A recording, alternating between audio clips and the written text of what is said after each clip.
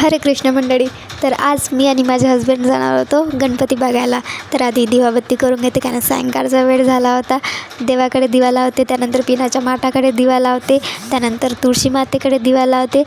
देवाकडे दिवा लावल्यानंतर अगरबत्तीने छान ओवाळून घेतलं, देवबत्ती करून घेतली. त्यानंतर संध्याकाळच्या वेळेस मी 2 मंत्र म्हणत असते. पहिला मंत्र म्हणत असते देवी लक्ष्मीसाठी आणि ते असं आहे, ओम विष्णू हृदय निवासिनी लक्ष्मी वयम प्रणनाम. आणि दुसरं मी मंत्र म्हणत असते कुबेर दिवसासाठी आणि ते असं आहे, ओम यक्षाय कुबेराय वैश्रवणाय धनधान्यधीपनय धनधान्य समृद्धी मे देही धापय स्वाहा.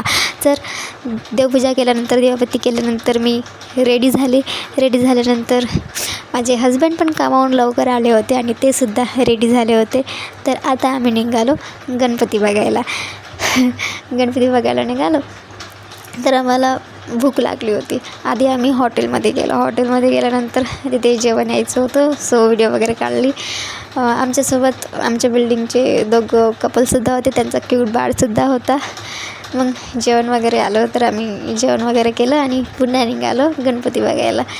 असं छान आम्ही जात होतो, खूप छान वाटत होतं. असं वाटत होतं मी खूप दिवसानंतर माझ्या हस्बंडसंग लॉंग ड्राईव्हला निघालो. खूप छान फिलिंग येत होती, मजा आली.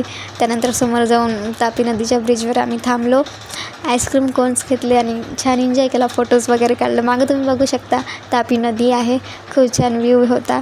रात्री लेट पण झाला होतं, खूप 11:30 काहीतरी वाजले असेल. नंतर पुढे जाऊन आम्ही फर्स्ट गणपती बघितला. खूप छान गणपतीची थीम होती.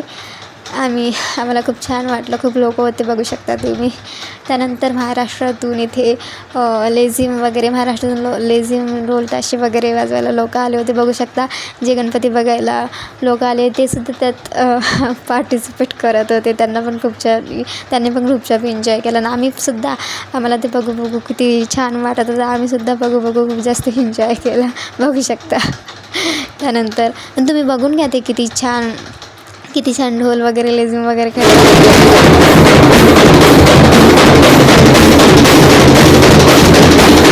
त्यानंतर पुढे जाऊन आम्ही फक्त 2 दिवस गणपती बघितले कारण खूप लेट झालं होतं आणि मला खूप जास्त झोप येत होती, म्हणून आम्ही लवकर घरी येऊन गेलो तरी 1:30 वाजून गेले.